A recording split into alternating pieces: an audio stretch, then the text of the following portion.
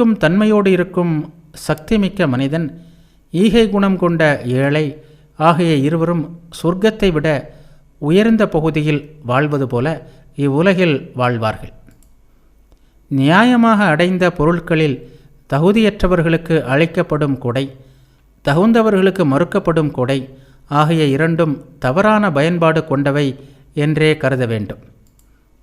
தானமளிக்காத செல்வந்தன், செருக்குடைய ஏழை ஆகிய இருவரையும் கழுத்தில் பாரமிக்க கற்களை கட்டி நீருக்குள் எறிய வேண்டும்.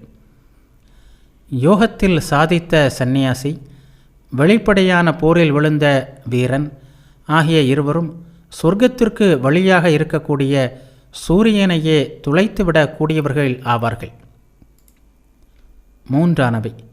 திருதராஷ்டிரரே, வேதங்களை நன்கு அறிந்தவர்கள் மனிதர்களின் வழிகள் நன்மை, மத்திமம், தீயவை என்பவற்றை சார்ந்து மூன்றாக இருக்கின்றன என்று சொல்லி இருக்கிறார்கள். அமைதி, கொடுத்தல் மற்றும் மிரட்டுதல், போரிடுவது, தண்டிப்பது என்றும் இதை சொல்லலாம்.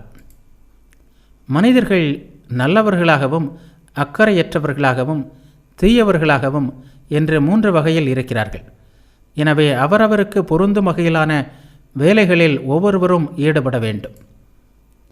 மனைவி, அடிமை, மகன் ஆகிய மூவரும் தங்களுக்கு என்று சொத்து வைத்து கொள்ள முடியாது. அவர்களால் ஈட்டப்படும் அனைத்தும் அவர்களை உரியவர்களுக்கே சொந்தமாகும். பிறர் பொருளை திருடுதல், பிறர் மனைவி மீது மோகம் கொள்ளுதல், நண்பனை மீறுதல் ஆகிய மூன்று குற்றங்களிலிருந்தும் பெரும் அச்சம் எழுகிறது.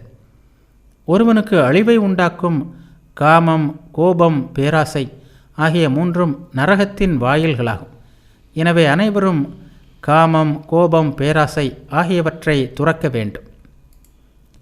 இருக்கும்போது கூட தொண்டன், நான் உனதே என்று சொல்லி பாதுகாப்பை நாடும் ஒருவன், உமது வசிப்பிடத்திற்கு வந்த ஒருவன் ஆகிய மூவரையும் கைவிடவே கூடாது.